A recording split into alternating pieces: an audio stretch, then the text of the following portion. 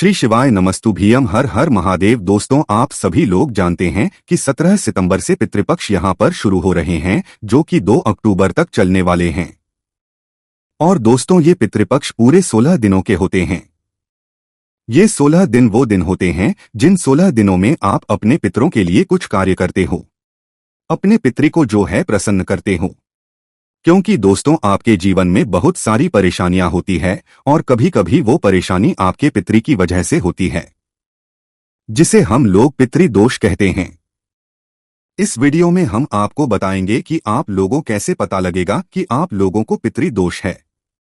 और पितृदोष अगर आप लोगों को पता लग गया कि हाँ, आपके साथ भी ये सारे काम हो रहे हैं, तो भाई आपको पितृदोष है। और अगर पितृदोष है तो आप लोगों को उस जगह पर इन पितृदोष के 16 दिनों में क्या करना चाहिए, ये सारी जानकारी हम आप लोगों को इस वीडियो में देंगे। इसलिए दोस्तों, साल में सिर्फ ऐसे 16 दिन होते हैं। इन 16 दिनों में ही आप लोगों को मौका मिलता है कि आप अपने पितृ के लिए कुछ कार्य कर सकें, उनको प्रसन्न कर सकें, उनको जल दे सकें, उनको उनकी भूख मिटा सकें।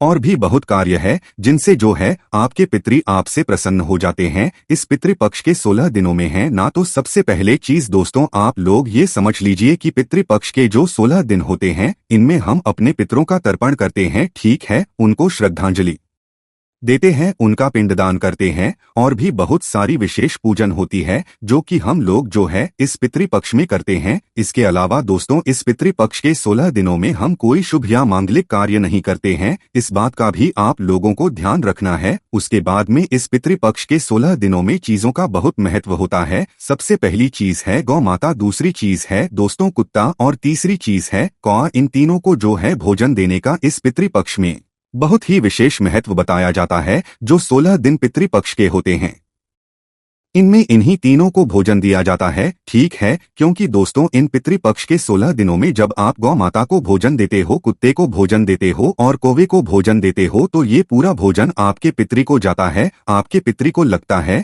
और वो आपसे प्रसन्न होते हैं और वो ये सोचते हैं कि आपने उनकी भूख मिटा दी है, तो वो आपको भरपूर आशीर्वाद देते हैं। इसीलिए दोस्तों, इन क्षाद्र पक्ष के पितृपक्ष के 16 दिनों में आप लोगों को गाय का, कुत्ते का और कौए का बहुत सम्मान करना है ना। इस बात का भी ध्यान रखना है। उसके बाद में दोस्तों, जो अगली चीज है कि इन पितृपक्ष के 16 दिनों में आपके पितृ जो है इस धरती पर रहते हैं 16 दिनों के लिए। इसलिए आप लोगों को विशेष रूप से ख्याल रखना है। अब हम जानते हैं कि पितृपक्ष के इन 16 दिनों में हम कैसे पता करें कि हमारे ऊपर पितृदोष लगा हुआ है।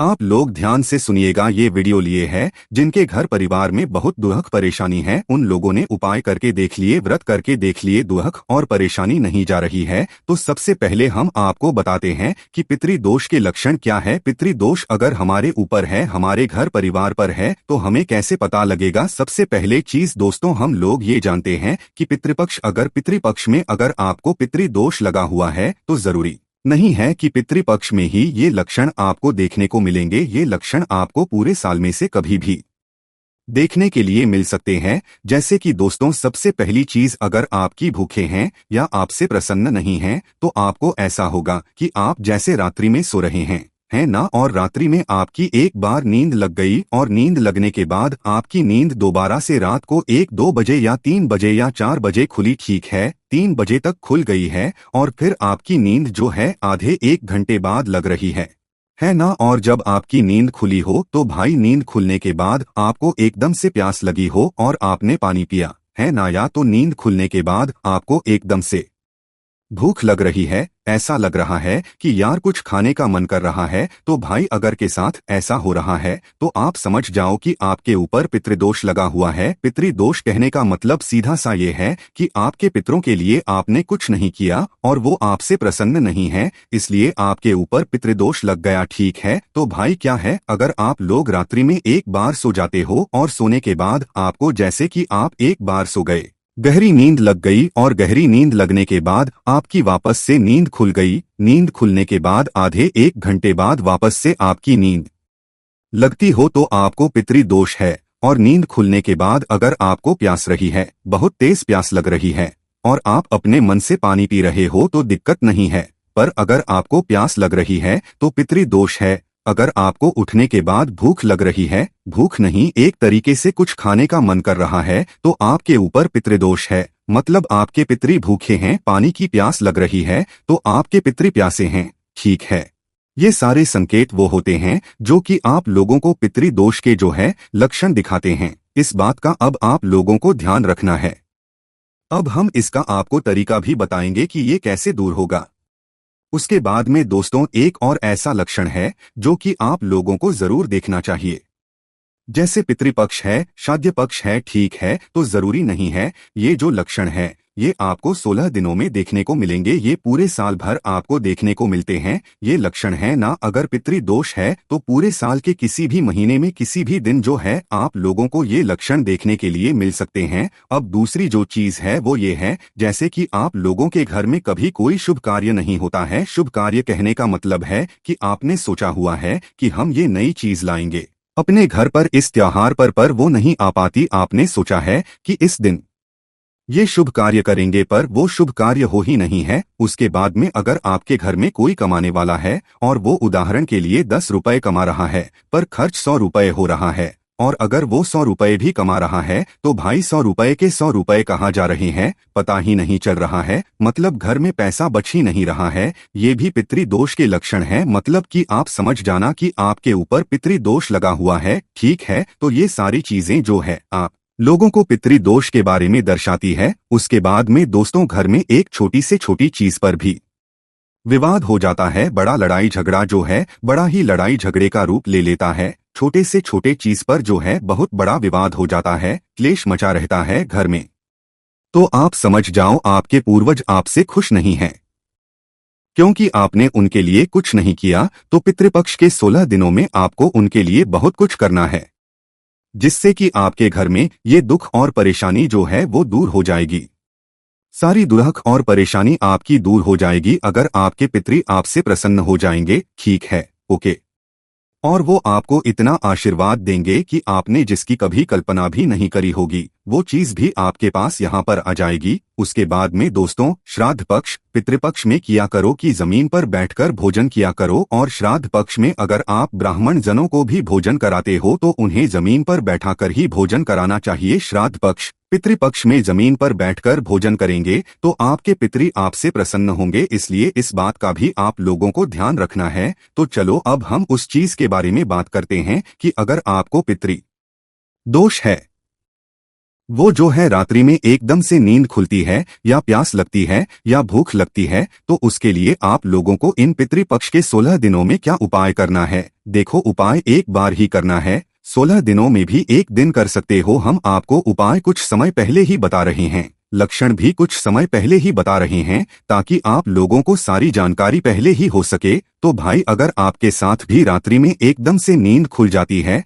और प्यास लगती है, भूख लगती है और नींद दोबारा से आधे घंटे बाद लगती है, तो आप लोगों को क्या करना है वो ध्यान से सुनो। तो देखो आप लोगों को ये करना है कि सबसे पहली चीज अगर आप लोगों को क्या करना है, एक लोटा जल लेना है। सबसे पहली चीज तो जिस भी दिन उपाय कर रहे हो सुबह के समय आप लोगों को उपाय करना पड़ेगा। देखो एक चीज और है यहाँ पर कि सुबह और शाम का समय होता है कि पूजा अर्चना का, पर पितृ की पूजा अर्चना का समय होता है दोपहर का, मतलब 12 बजे का। ठीक है, तो भाई जो ये आप उपाय करोगे या पितरों के लिए जो भी उपाय करोगे वो दोपहर के समय ही करोगे। तो इस उपाय को करने का जो समय है वो सुबह के 10 बजे से लेकर दोपहर के 12 बजे के बीच में, या 12 बजे आप लोग इस वाले उपाय को कर सकते हो। करना क्या है, सबसे पहले एक लोटा जल लेना है। उस एक लोटे जल के अंदर आप लोगों को क्या करना है कि अपना थोड़ा सा कच्चा दूध डालना है। 1 चम्मच या 2 चम्मच थोड़ा सा कच्चा दूध डाल लेना है। गाय का कच्चा दूध डालना है, इस बात का भी ध्यान रखना। कच्चा दूध डालने के बाद आपका यह एक लोटा जल बिल्कुल तैयार हो जाता है। इस एक लोटे जल का अब आपको क्या करना है, 3 वृक्ष हम आपको बता रहे हैं। पितरों के दिनों में पितृपक्ष में इन 3 वृक्षों का बड़ा महत्व होता है।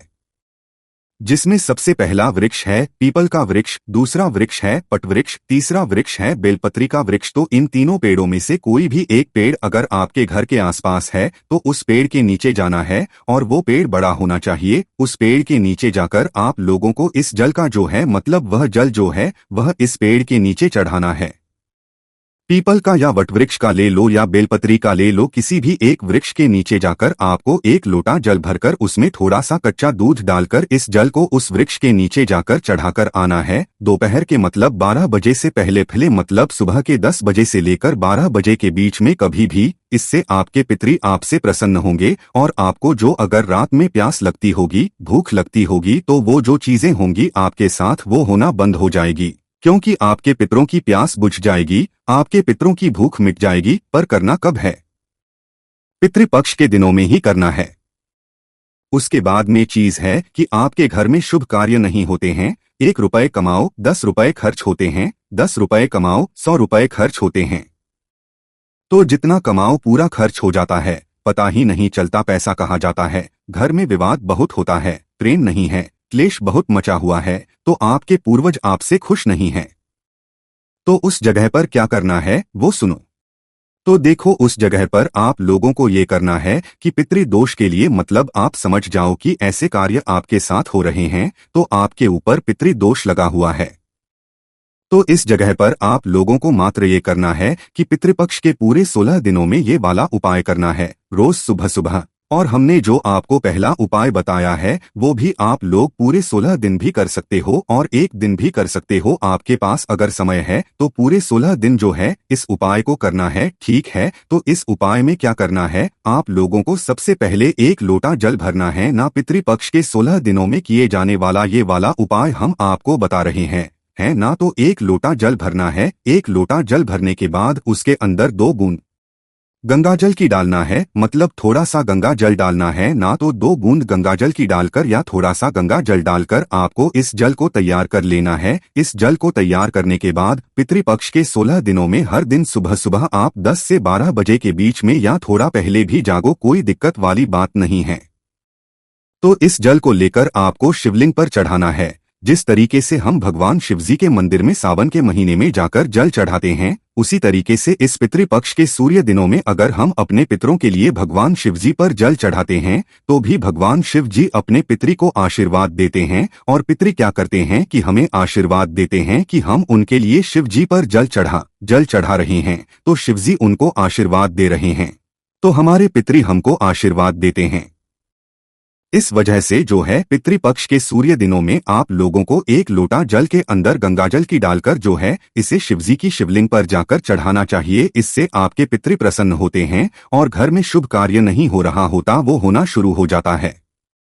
पैसा भी अगर अब नहीं बच रहा है तो भाई वो भी रुकना शुरू हो जाता है। घर में विवाद क्लेश मचा हुआ है तो वो सारी चीजें जो है इस उपाय को करने के बाद ठीक हो जाती है। और दोस्तों, एक बात ध्यान रखना, अगर आपके ऊपर पितृदोष लगा हुआ है किसी भी प्रकार का तो उस जगह पर आप लोग जब भी किसी पवित्र नदी में जाकर स्नान करो, जैसे कि आपके घर के पास भी अगर कोई पवित्र नदी है तो भाई उस नदी में जब आप स्नान करो तो अपनी जो है ना अपने पितृ को जल जरूर दिया करो। आपने देखा होगा कई सारी मतलब टीवियों में या मतलब मोबाइल में देखा होगा कि जब भी कोई स्नान करता है तो वो अपने दोनों हाथ के करता है, सूर्य देवता के सामने जल चढ़ाता है, तो वो एक तरीके से अपने पितरों के लिए जल होता है, ठीक है। तो आप लोग जब भी किसी पवित्र नदी में स्नान करो या पितृपक्ष में स्नान करो तो अपनी अंजनी में, दोनों हाथों के अंजनी में उसी नदी के जल से जो है आप लोगों को थोड़ा सा ऊपर करके अपने पितरों को जल देना है, ठीक है। इससे आपके पितरों की प्यास बुझती है, वो आपसे प्रसन्न होते हैं। तो ये सारी चीजें हैं दोस्तों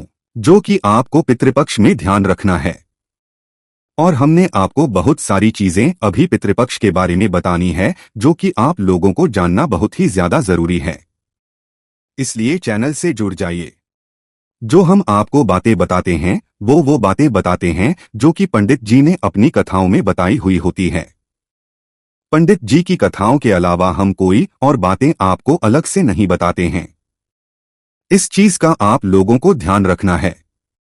बाकी और लोग और चैनल्स क्या बताते हैं उसका हमें नहीं पता, बट हम आपको पंडित जी द्वारा पता की ही सारी चीजें बताते हैं। वो और बाहर से कोई चीज नहीं बताते। बाकी दोस्तों अब हम जो है इस वीडियो को यहीं पर एंड करते हैं। बाकी अगर आप लोगों को इस वीडियो में कोई भी चीज समझ ना आई तो उसे हमसे कमेंट करके पूछ सकते हैं, आपको जवाब मिल जाएगा। श्री शिवाय नमस्तु भीयम, हर हर महादेव।